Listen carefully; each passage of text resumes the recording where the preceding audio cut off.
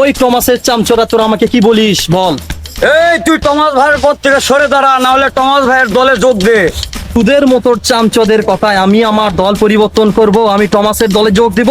কখনোই না। আমি আমার 300 আসন থেকে নির্বাচন করব, আর সেখান থেকে আমি 250টি আসন নিয়ে এ দেশে সরকার গঠন করব। আর টমাসের গল্প আমার কাছে করতে এসেছিস তোরা, দূর হয়ে যা এখান থেকে। এই এই শালারে দল গঠন করাচ্ছি। এই মাল দিত।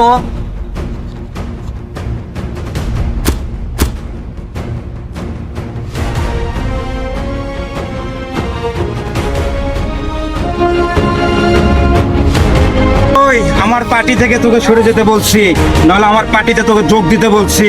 তুই আমার একটা কথা রাখস নাই।